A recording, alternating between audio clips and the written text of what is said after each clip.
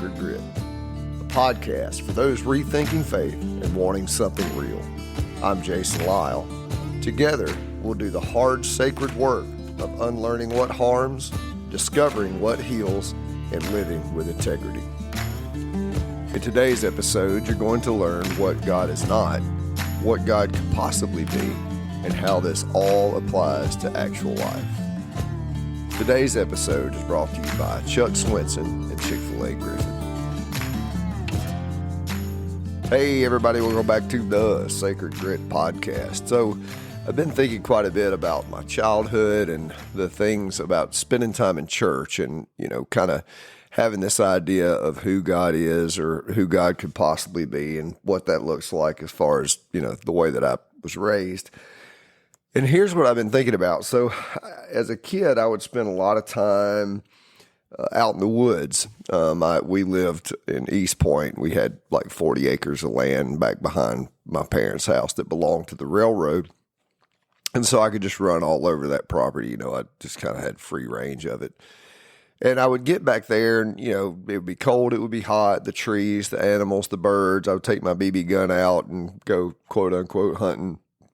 But I just remember being out there and sitting under the trees and just enjoying the trees and the weather and thinking, man, this is, this feels, and I don't know that I would have said this as a child, but maybe you'll get what I'm saying. It's kind of retrospective thinking back on it. Like, this feels different than the rest of life. Like, I would sit there and play in the creek or get lost in building a fort or whatever it may be that I was doing. And I just remember thinking, gosh, this feels so different than, being in school or being around a bunch of people or being in a brick and mortar building or whatever the case may be. And then we would go to church. And in church, we're like, well, this is God's house and you're coming to the Lord's house. And we would wear special clothes and we talked different when we were there. We used thee and thou when we prayed. And it was just kind of strange to me because it just seemed to me as if these two worlds were different. And when we were in church, we would have these very predictable things that were said to us, like, if you pray, God will answer, if you have enough faith. So it seemed to be like this formula, you could coerce God into doing what you wanted God to do just by praying exactly right or something along those lines. So it always just felt like, we were in this relationship with this thing that was there to do our bidding somehow by the way we prayed or believed, if we believed the right theology. It just felt like, I don't know, man, it felt strange. And then I would go out into the woods and, it's a thunderstorm comes rolling in. That's not predictable. Or, you're just leaning up against a tree. Me and my friend Chad recently went out on a hiking trip and, comes a thunderstorm in the middle of the night and it's just beating on the tent relentlessly, or you're sitting under a tarp and there's, woodpeckers flying around and they're just come seemingly out of nowhere. It's just a different experience. And I remember even as a small kid thinking, man, these two worlds, like the world of church and the world of nature and the actual world that I walk around in, they can't just be this different. It just didn't seem to me as if we were living in a manner that was, honoring of God in some ways, because God is like this mysterious thing. So as I progressed through seminary and, I went to seminary, I've said this before, but I went to seminary specifically because I wanted to gain a better understanding of God. I didn't necessarily disagree with the things that I had been taught in church, but I wanted to know why. So, I was taught, people who were divorced couldn't serve in the church. Women weren't allowed to teach men. You shouldn't have sex before marriage. You shouldn't drink alcohol. You shouldn't cuss. Hold on a minute, guys, some coffee. All these different things. And I was cool with it because it was the way I was raised, but I just wanted to know why. So we get to seminary, start having all these classes, Christian doctrine and Pauline theology and all these different classes. And I was about, I don't know how far in I was. It doesn't matter. But I remember sitting in a class and I thought, oh no, they don't know either. Like they don't know. They're just making these things up. And I don't mean making them up like on the fly, but thousands of years of this structured framework trying to figure out what God is. And it hit me like a ton of bricks then. And I think I kind of pushed it to the side because I was a pastor and I had a paycheck coming in off what I believed, if you know what I'm saying. But looking back on it, I can honestly say, man, a God that I can understand is not a God. That makes me God. So a God that I can understand, that I can wrap my mind around, that I can get, these systems around and have a book about, and I can read that book and obey these systems. And that God is there inside of my framework to do what I want that God to do. Well, that doesn't mean that that's God. That means that I'm God, right? So what God is not, as promised in the beginning of this podcast, what God is not a vending machine. God is not an understandable human being somewhere else that you can just know about, like your spouse or whatever. You can know it because it fully knows you. But I want you to listen to this verse that Jesus used. It's John chapter 3, verse 8. It says this: "The wind blows where it pleases. You hear its sound, but you cannot tell where it comes from or where it is going." And he says this in the context of the Holy Spirit of God. You can't understand it, is what Jesus is saying. You just can't understand it. If you could, then that makes you the thing. You're the understander of the thing. So let's start right there and say that, God is not something that we can understand. Now, but I want to move into what God could possibly be here on Sacred Sunday, because it makes sense for us to talk about what God could possibly be. I have a guy that I worked with for a long time, and he did not grow up in church, and we're still friends. We talked the other day, and he was doing some work, and we were trying to pull out exactly what God is, because as I say, he didn't grow up in church. He didn't have a spiritual background. He didn't have like this platform that some of us have where we are able to go, oh yeah, I grew up having this understanding of what God is. As a matter of fact, he would have even referred to himself as an atheist at the time. I don't know. I wouldn't put words in his mouth, but I would definitely say he didn't have a Christian understanding of God. And so we're kind of working through some work together, and he's trying to parse out what his higher power is, his divine that he's going to submit his life to. And one day we're sitting at a Waffle House, and he goes, man, it just occurred to me that my higher power is my next decision. Now think about that.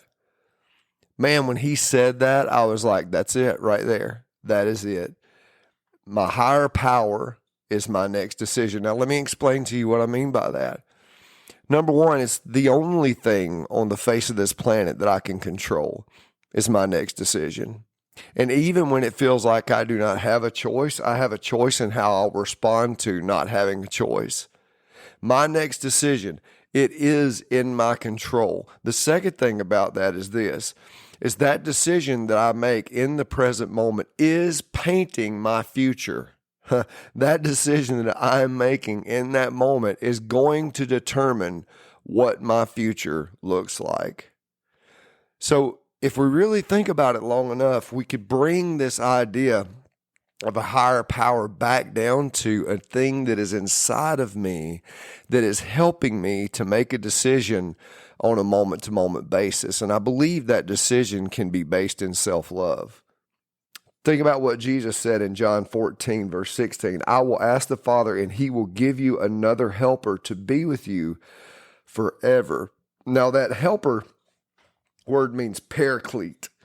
It means that there's this thing that comes alongside of you and digs in. Para, alongside, cleat, grabs. So it comes alongside of you and helps you dig in and make these decisions. And Jesus is saying, this is what you and I are going to get. Then in John 16:13, he says, when the Spirit of truth comes, he will guide you in all the truth. So here's the thing. God is in you.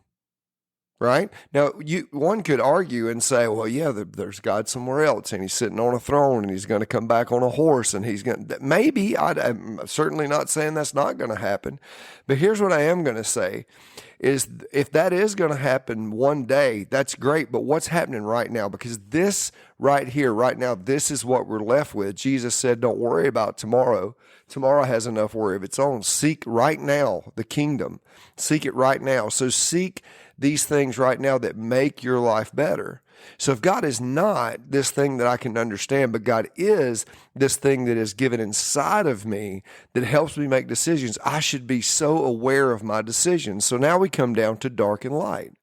Choose which path, dark or light. Now we come to the practices. And let's talk about what this means applied to your life, right? So that every day you're grabbing a hold of this divine thinking. We'll talk more about this on Gritty Wednesday, but right now I just want you to think about this for a minute and how this works inside of your life.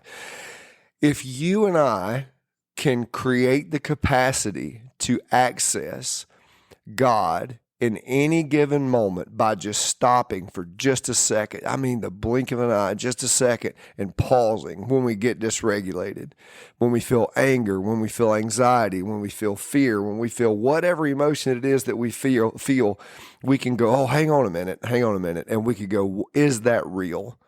Let me weigh that. That's Paul, or I think it's Paul or Peter 1. Take every thought captive. I can grab that thought and go, wait a minute, I'm going to look at that.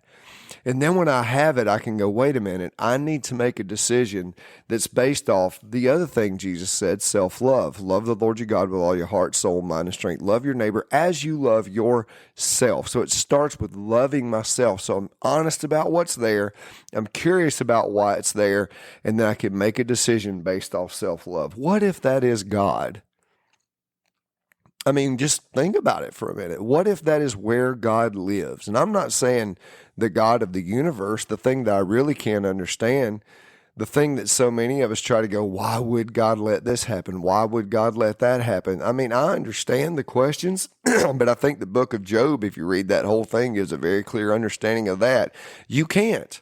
Where were you when I did these things? Where were you when I did these things? It says in the book of Job when Job questions God. So it's not about questioning the larger story.